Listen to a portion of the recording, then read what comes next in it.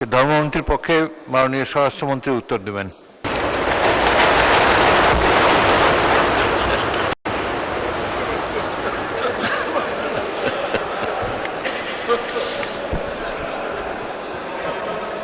না, এরকম অ্যাপ্রিসিয়েশন মাঝে মধ্যে করলে ভালো হয়। আমি সোয়াবেরও আসতে উঠছি। কাজী শাহ মোফাজ্জল হোসেন কায়কোবাদ উনি হজে আছেন, তো সংসদ কার্যে তার বিকল্প হিসেবে জবাব দিচ্ছি। আমি মোহাম্মদ কেরামত আলী, 43 চাঁপাইনবাবগঞ্জ 1 আসন। মাননীয় ধর্ম বিষয়ক মন্ত্রী মহোদয়ের নিকট আমার প্রশ্ন, অনুগ্রহ করে বলবেন কি আপনার মন্ত্রণালয়ের অধীনে আমার নির্বাচনী এলাকায় কোনো বিশেষ কার্যক্রম পরিচালিত হইতেছে কিনা, তা হইলে কি? ধন্যবাদ আপনাকে। মাননীয় ধর্মমন্ত্রী কি আছেন?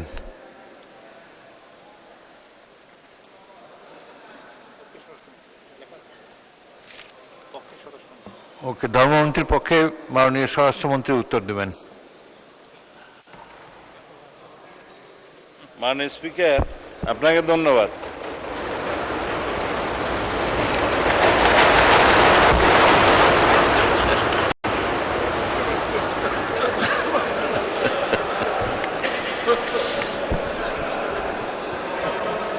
না, এরকম অ্যাপ্রিসিয়েশন মাঝে মধ্যে করলে ভালো হয়।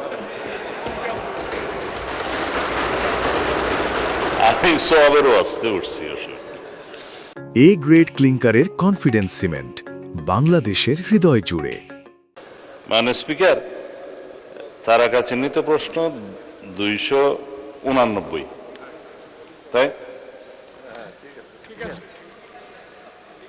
আমি জি মাননীয় ধর্মমন্ত্রী কাজী শাহ মোফাজ্জল হোসেন কায়কোবাদ উনি হজে আছেন, তো সংসদ কার্যে তার বিকল্প হিসেবে জবাব দিচ্ছি। চাঁপাইনবাবগঞ্জ 1 শিবগঞ্জ নির্বাচনী এলাকার ধর্ম বিষয়ক মন্ত্রণালয়ের অধীনস্থ ইসলামিক ফাউন্ডেশন অত্যন্ত সুনামের সাথে বেশ কিছু বিশেষ ও নিয়মিত কার্যক্রম পরিচালনা করিতেছে। উক্ত এলাকায় চলমান বিশেষ কার্যক্রমের বিবরণ নিম্নে দেওয়া হলো।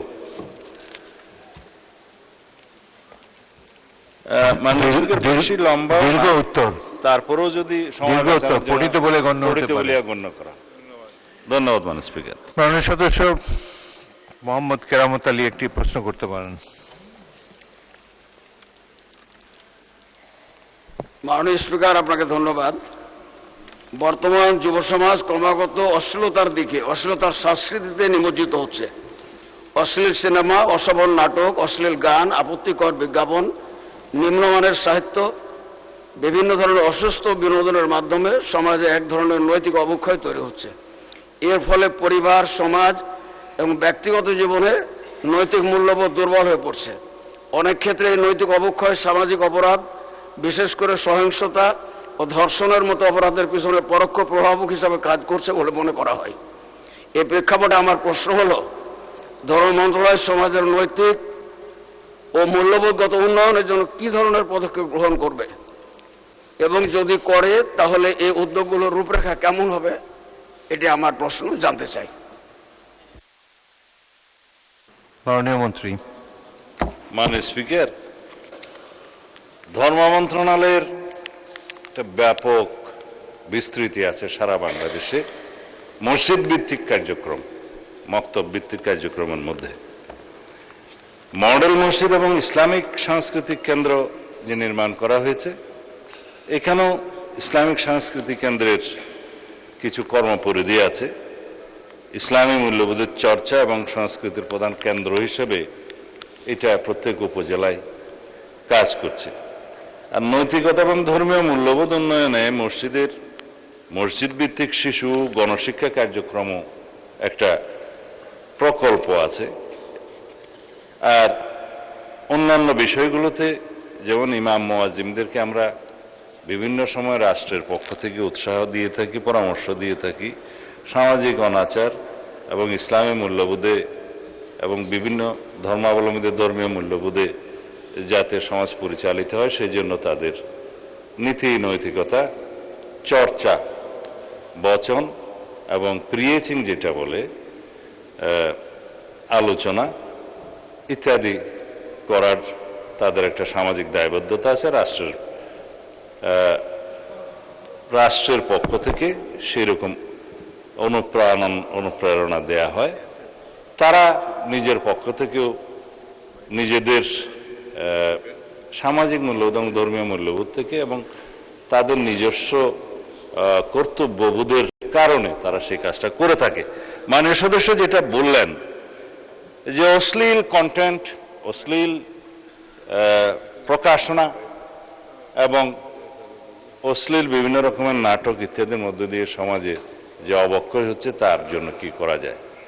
এই জন্য মাননীয় স্পিকার, বিশেষত আমাদের সমাজে বর্তমানে যে সোশ্যাল মিডিয়া, সামাজিক যোগাযোগ মাধ্যমে যে সমস্ত প্রচারণা হচ্ছে এইটার ভলিউমটা সবচেয়ে বেশি, বরং প্রিন্টেড ভলিউমটা ইদানিং কম। তো যে ভলিউমটা সবচেয়ে বেশি সেই ভলিউমটাকে অ্যাড্রেস করার জন্য আমরা আইটি মন্ত্রণালয় থেকে সাইবার আইনে কিছু পরিবর্তন আনতে চাচ্ছি, যেটা গতকালকে বা তার আগের দিনে এখানে আমি সংসদে বলেছিলাম।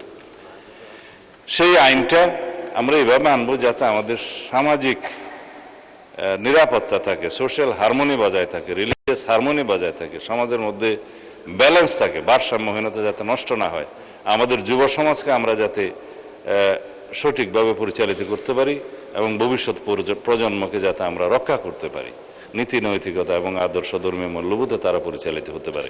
সেই জন্য আইনি সুরক্ষা হচ্ছে সেটা, কিন্তু আমাদের সবাইকে সমাজে ভূমিকা রাখতে হবে এবং আমাদের সেই দায়বদ্ধতা, সেই সামাজিক দায়বদ্ধতা এবং নৈতিকতার দায়বদ্ধতা আমাদের পালন করতে হবে। এভাবেই সম্ভব মাননীয় স্পিকার সবকিছু প্রতিরোধ করা। ধন্যবাদ।